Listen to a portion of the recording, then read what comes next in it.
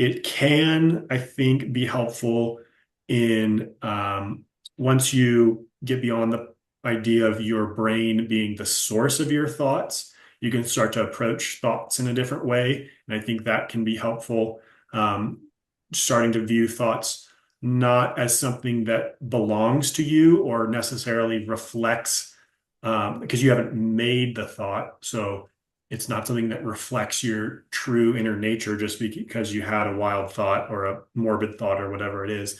Thinking of thoughts more as something that has come through, been passed through your field of mental perception.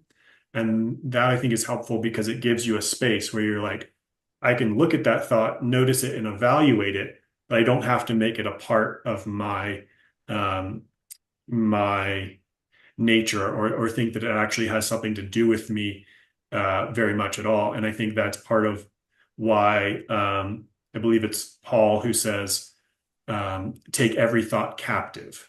And so that reflects this view of, and this is really the view that pretty much all ancient civilizations, including the ancient Jews and the early Christians, was that thoughts don't belong to you and you don't generate your thoughts. Um, Thoughts are something that you perceive as part of your environment through your mental organ. Yeah. That's see now okay, now all right, Rob. Let's get into some crazy stuff here real quick. Okay. Okay. Uh I mean these conversations are just absolutely mind-blowing. I mean, this isn't stuff that you typically talk about around the ice cooler at work. I don't know, maybe you do. Uh this is I mean, Yeah, I would if people let me, but go ahead. yeah, same here, same here. So let's take that concept of thoughts not necessarily emanating again out of you as you're thinking something, so you're producing this thought. It's more of an attunement to thoughts then being able to come into your perception, giving you the ability to look at it, accept it if you want, throw it away if you don't, look at it like you're just observing it as it's passing through.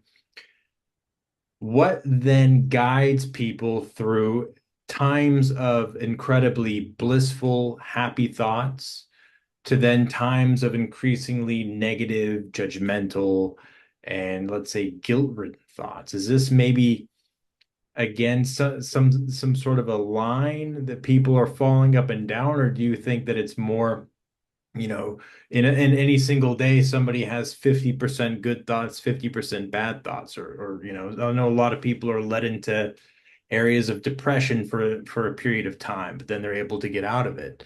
Um, how does that connect with attuning one's thoughts? Yeah, well, I think there's two things to be aware of. One is that your thoughts are not, and I think this is obvious, but your thoughts are not disconnected from your body and reality. We're going to say they're not produced by it, but they're not completely disconnected at all. So you're talking about depression and whatnot. If you sit on the couch, don't have a job, and eat junk food all day, it's going to have a correlative effect on the thoughts that run through your mind.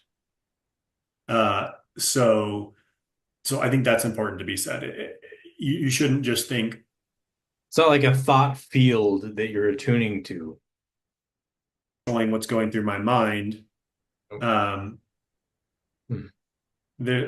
so it does have something to do with materiality on some level. There's a connection there, a purposeful connection.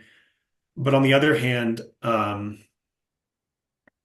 I think I think really one of the better ways to think about it is like almost like a parallel to a physical journey. Like just like in your own outward life, you're going to go through different locations as well as different emotional states and all that sort of stuff. Like you're going to go through um, times where you struggle with your job or struggle finding with a job, or times where you have car issues or times where you have health issues. Those are all difficult areas that you enter into and pass through. And so you can think about them metaphorically, and this is sort of biblical language of you go through a valley. right?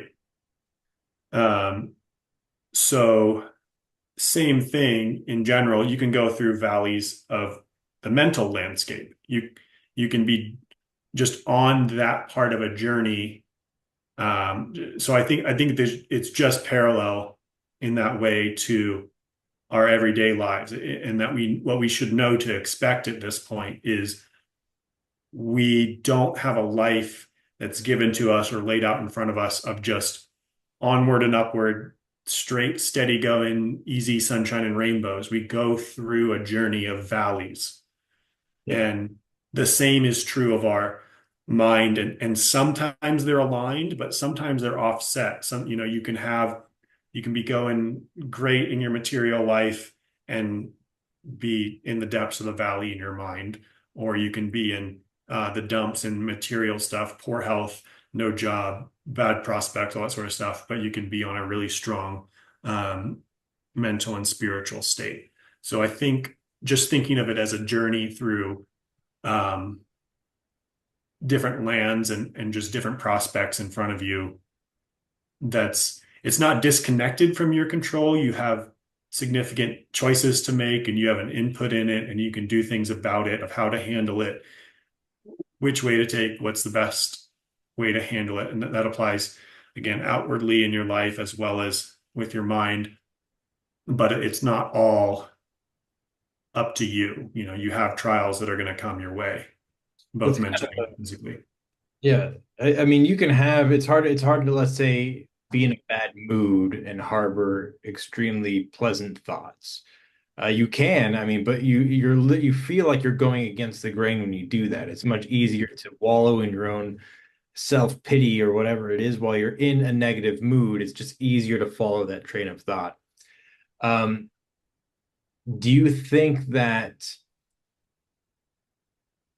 by changing your train of thought to something more positive, let's say you're focusing on something, a specific outcome that is holding in your mental awareness, but you're not physically experiencing or expressing that. Let's say you're like one of the examples you posted that you just said was, you can be an extremely happy, grateful, positive, glass half full mentality while living in, let's say, in poverty or a feeling of impoverishment. Again, you can have the opposite reaction. You could be in, societal standards, incredibly wealthy, incredibly well off. You could have golden toilets, but feel complete misery, not, being depressed, need to take multiple antidepressants.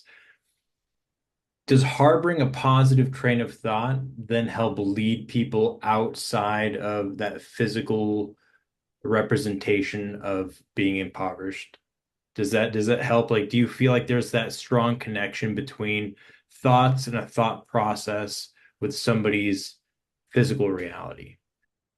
It's definitely connected. I'm going to give a little bit, maybe a counterintuitive answer, but um, I think when we're thinking about these things, we can snap back into the old mindset of like I produce my thoughts, and then that leads us in the direction of oh, I'm in the dumps in one section or the other. But if I just make myself do the positive thing, then positive things will happen. And you can kind of see there, I think that there's the idea that I can make myself think the positive thing.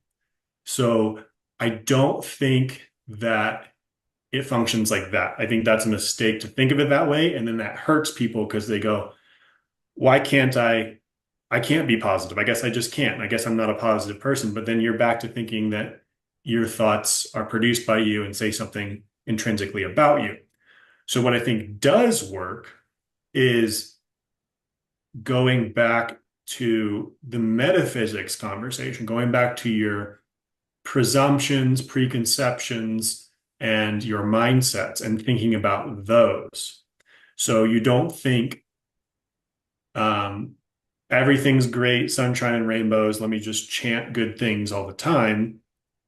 You you adjust your mindset so that you are in line with goodness, infinite goodness, ultimately, And that orients you to deal with the negative times in the appropriate way. So when a negative thought comes, you don't think it necessarily reflects on you, and you deal with it in a way of saying, okay, that's unpleasant, but I'm not going to allow that to lead me down a certain path because I know my path, the good path for me lies in a different direction. So when you have sort of one or more steps back from the being involved with your thoughts, then the darkness of your thoughts or the unpleasantness of your thoughts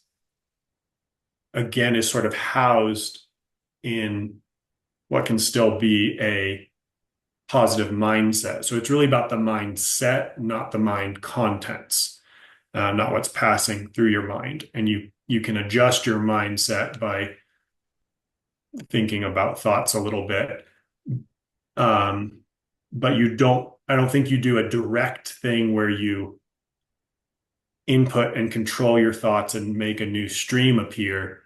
You might be an odd way to say it, but you dedicate yourself to the proper mindset, and then whatever's coming through your mind is going to be dealt with in the proper way, and that's going to have downstream effects of when you are in the dumps, you're going to deal with it much better, and you're going to still capitalize on opportunities that come by because you won't be crippled by self doubt or guilt or whatever. So you can take advantage of opportunities that come along while you're in the valley, even though when in other cases you would be sort of held back from that. And then when you're in the positive space, you'll avoid self-sabotage and whatnot. And so you can stay in those spaces longer. So there is a way to affect that, I think, to a certain extent, but it's not the sort of direct way that people jump to of like, I'm just going to repeat positive thoughts and make myself believe them. That's just not going to work, and because that's not how it works. Yeah. Um, yeah, I just, it's just always that I've always had that kind of idea or that thought process that, there was that strong connection between what it is that you're thinking and then the ability to harness the energy within yourself to capitalize and actualize that thought process. So you can be in the dumps, you can be in let's say a pit of despair physically. Um, but if you start to harbor and don a much more positive outlook correlated with action, and that's where confidence comes in. You start Mhm. to actually act on things that you tell yourself you're going to do. You get better over time, and then there seems to be that shift. It's almost like a specific turning point where positive thoughts start to far outweigh negative thoughts. Yeah, I think in most cases, I mean, I don't want to preclude the fact that you can sort of you might say a relapse, or you might get a big dump of stuff from somewhere else that you're not, hoping for. But definitely on the whole, like you can change your mental habits for sure. There are ways for myself, there are ways that I used to think that have dramatically lessened, even though they were deeply ingrained in me before. And some of them to the point of almost completely disappearing.